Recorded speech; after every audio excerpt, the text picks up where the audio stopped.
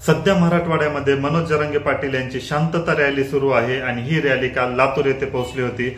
आणि रॅलीमध्ये भाषण करताना मनोज जरांगे पाटील यांनी धनंजय मुंडे यांच्यावर गंभीर आरोप केले होते आणि जशी ही बातमी मीडियामध्ये पसरायला लागली आणि जेव्हा ही गोष्ट धनंजय मुंडे यांच्या समोर गेली त्यांनी लगेच एक ट्विटरवर पोस्ट करून या गोष्टीचा विरोध केलेला आहे किंवा अशा प्रकारची रॅली नाकारलेलीच नाही आणि जाणून बुजून अशा अफवा पसरू नये आणि समाजामध्ये तेढ निर्माण करण्याचा प्रयत्न करू नये असं स्पष्ट शब्दामध्ये धनंजय मुंडे यांनी ट्विटरवर पोस्ट करून सांगितलेलं आहे। तर जेव्हा धनंजय मुंडे यांनी पोस्ट केली त्याच्यानंतर परत प्रश्न मनोज जरांगे पाटील यांच्याकडे वळतात की जर तुम्हाला परवानगी नाकारलीच नव्हती तर तुम्ही दिशाभूल का केली। आता बरेच जण असा प्रश्न विचारत आहेत किंवा मीडियामध्ये अशा प्रकारच्या व्हिडिओ व्हायरल होत आहेत। सगळ्यात महत्वाचं हे बघूया की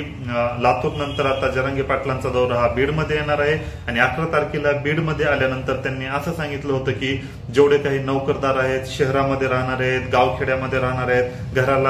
घरादाराला कुलप लावून ते येणार आहेत, नोकरदार जरी असले तरी ते रजा टाकून येतील, परंतु सर्वच्या सर्व मराठा समाज हा बीडमध्ये येणार आहे आणि शांतता रॅली काढणारच आहे। तर आपली उद्या रॅली होणार आहे समजताच पालकमंत्र्यांनी जातीयवाद करून किंवा भेदभाव करून अजित पवार आणि देवेंद्र फडणवीस यांच्या सांगण्यावरून एसपीच्या मार्फत त्यांनी शांतता रॅलीला परवानगी दिली नाही असं सांगितलं होतं। परंतु रॅलीला परवानगी जरी दिली नसली तरी मी उद्या रॅली जाऊन म्हणजे 11 तारखेला रॅली बीडमध्ये काढणारच आहे, त्या रॅलीला कोणीच अडवू शकत नाही अशा प्रकारचं लगेच मनोज जरांगे यांनी वक्तव्य केलं होतं। आता तुम्हीच विचार करा, जरांगे पाटील यांच्या एका शब्दावर जरांगे पाटील जे म्हणतात ते करायला समाज बसलेला आहे आणि त्यांच्या सभेला किंवा रॅलीला अफाट गर्दी होत असते। आता एवढ्या गर्दीच्या समोर जर जरांगे पाटील परवानगी नाकारली नसताना जर परवानगी नाकारली म्हणतायत किंवा दिशाभूल करतायत तर यामुळे खूप मोठा वाद निर्माण होऊ शकतो आणि एक प्रकारे सगळ्यात महत्वाचं म्हणजे समाजामध्ये पण वाद निर्माण होऊ शकतो आणि जे काही मराठा बांधव आहेत त्यांचा राग सगळा धनंजय मुंडे यांच्यावर शिफ्ट होऊ शकतो की खरंच धनंजय मुंडे असा विरोध करत आहेत का, जातीयवाद करत आहेत का, मराठ्यांची रॅली नाकारत आहेत का। तर या सगळ्यामुळे मराठा समाजाचा जो काही राग आहे,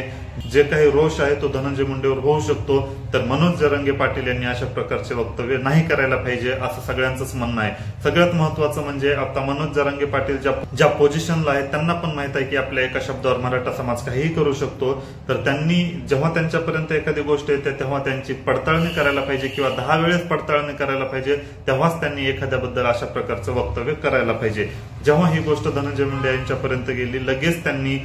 सोशल मीडियावर पोस्ट करून सांगितलं की अशा प्रकारच्या अफवा कोणीही पसरू नये, समाजामध्ये तेढ निर्माण करण्याचा कोणीही प्रयत्न करू नये। बीडच्या एसपींनी शांतता रॅली काढण्यास अजिबात नकार दिलेला नाही, तुम्ही शांतता रॅली काढू शकता आणि मला बीडमधील मराठा समाज बांधवावर भरोसा आहे की ते अत्यंत शांततापूर्वक शांतता रॅली काढतील अशा प्रकारची पोस्ट धनंजय मुंडे यांनी केली होती आणि सोबतच त्यांनी हे सांगितलं की 1998 काळापासून मी स्वतः मराठा आरक्षणाची मागणी करतोय आणि माझा पूर्णपणे त्याला पाठिंबा आहे, तर मी विरोध करण्याचा विषयच येत नाही अशा प्रकारचं स्पष्ट केलं। दोन्ही पण संदर्भातील तुम्ही व्हिडिओ बघितले असतील किंवा धनंजय मुंडे यांची पोस्ट पण बघितली असेल, परंतु या सगळ्यावरून एवढंच हे कळतं की मनोज जरांगे पाटील यांनी बोलताना खरंच ती गोष्ट झालेली आहे का याचा विचार करून बोलायला पाहिजे।